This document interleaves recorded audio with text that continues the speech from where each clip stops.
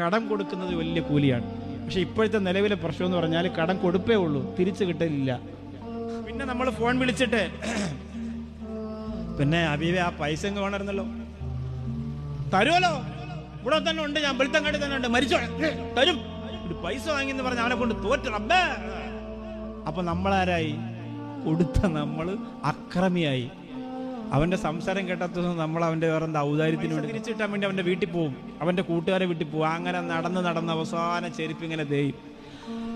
അല്ലാ, അത് പോക്ക് തന്നെ റബ്ബേ. ഉണ്ടാവോ എത്ര ലക്ഷക്കണക്കിന് രൂപ കിട്ടാനുള്ള ആള് എത്ര പേരുടെ ഉണ്ടെന്നറിയോ? എനിക്ക് ആരും പൈസ തരാനില്ല ഉസ്താദെ, അൽഹംദുലില്ലാ റാഹത്താണ് എന്നുള്ളവരൊന്ന് കൈവക്കി.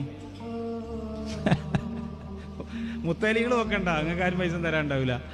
ഒരു മനുഷ്യരുണ്ടാവാൻ ചാൻസ് പറയാൻ നിസാർ ഉണ്ടാവും, നസീറിനുണ്ടാവും, എല്ലാവർക്കും ഉണ്ടാവും. ആർക്കും കൊടുക്കാനില്ലാത്തൊരു ചിലപ്പോൾ ഉണ്ടാവും. പക്ഷെ ഇങ്ങോട്ട് കിട്ടാൻ എനിക്ക് ആരുടെയും പൈസ ഇല്ല എന്നുള്ളത് വളരെ കുറവാ, എന്തായാലും ഉണ്ടാവും. പക്ഷേ നിങ്ങൾ ആരെന്നെങ്കിലും കടം വാങ്ങിയാൽ ഇൻഷാ അല്ലാഹ് തിരിച്ചു കൊടുക്കണം. അള്ളാഹു നമ്മളെ എങ്ങനെയെങ്കിലും ആരെന്നെങ്കിലും വാങ്ങിയിട്ടുണ്ടെങ്കിൽ റബ്ബേ മരിക്കുന്നതിന് മുമ്പ് അത് മടക്കി കൊടുക്കാനുള്ള തൗഫീക്ക് ഞങ്ങൾക്ക് നൽകണേ അല്ലാഹ്. അള്ളാഹു ഒരു ബുദ്ധിമുട്ട് നീ ഞങ്ങൾക്ക് അങ്ങനെ തരല്ലേ അല്ലാഹ്.